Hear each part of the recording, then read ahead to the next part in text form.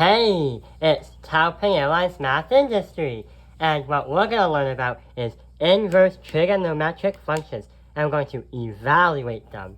So recently, in the past, we've been learning all about the sines and the cosines, and we use these formulas to evaluate how to identify the exact number, like the sine of 105 degrees, without using a calculator like here. But what we're going to do is, if we've learned how to use these formulas right here, then why can't we try to make what the formula looks like right here? So, a problem.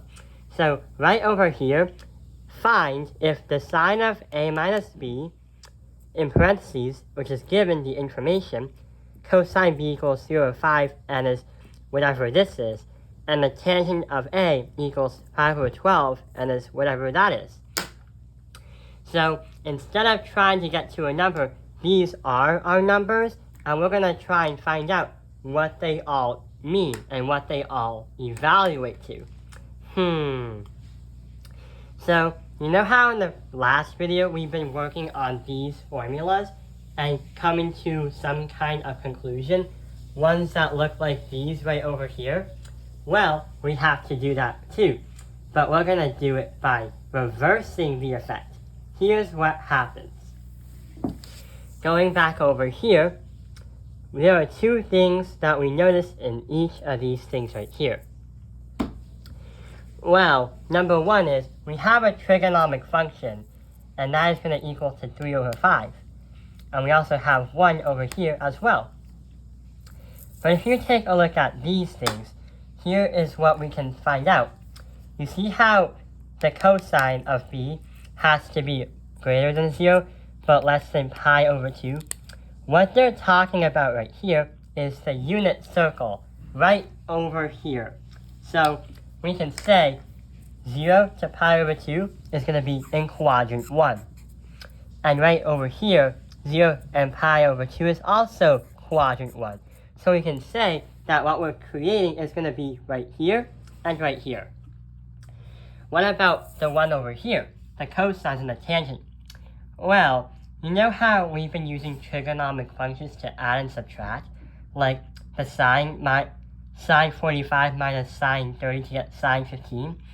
Well, we have to do something different in this scenario. What we're going to do is make a triangle, because it's not saying cosine parentheses of this. It's saying the cosine of b is equal to this, and it's going to be 3/5. So right over here, since we're playing around in the first quadrant, here is what we're going to do. Make a triangle.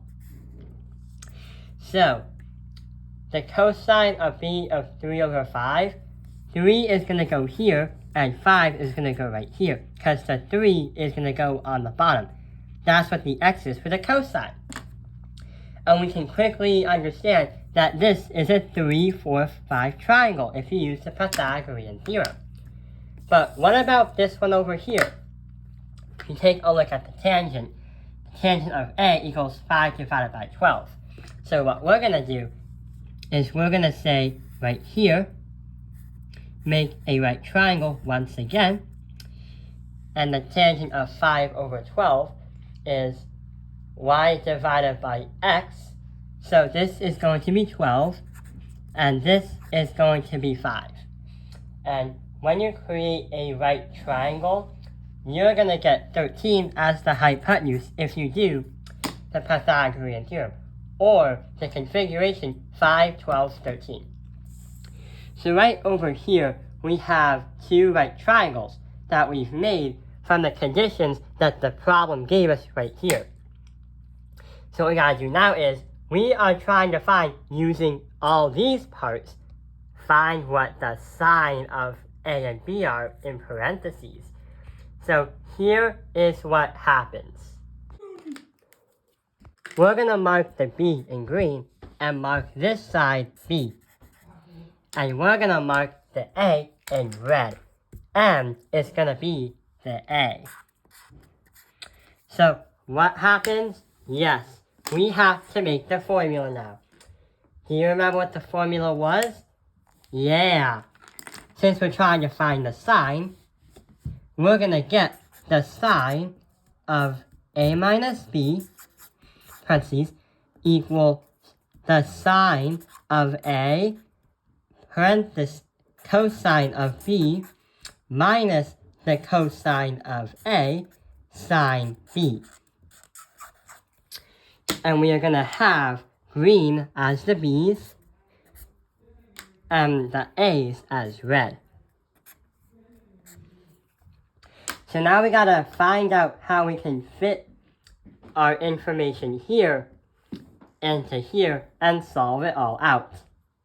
So we have to split this off because this is what the problem is saying, but this is what we're trying to solve with. So the sine of a. So we have to go to the a graph right over here. The sine of a is going to be 12. So we're going to be putting 12, and since it's a sine, 12 divided by 13, because that is the sine. So we're going to put 12 divided by 13 right here. What about the cosine? So the cosine of b. So we have to go to the b graph. The cosine is going to be 3 divided by 5, because from the reference angle, it's 3 divided by 5, adjacent hypotenuse. So we're going to put 3 divided by 5 right here. If we put your subtraction symbol, because that is what you're subtracting by, the cosine of a.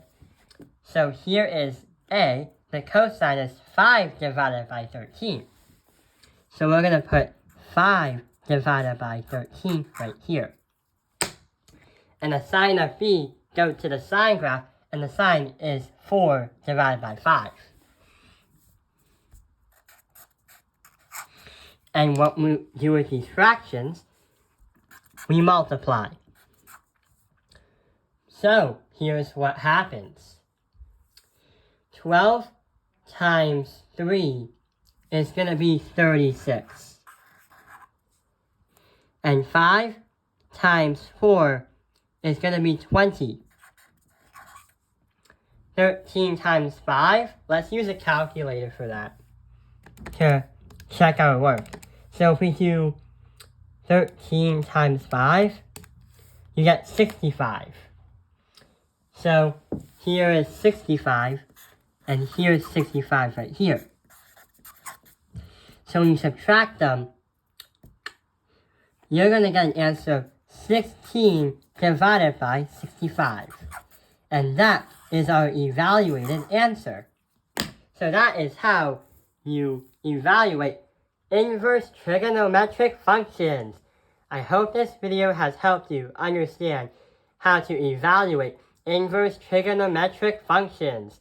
Thank you for watching Top Airlines Math Industry. Like and subscribe.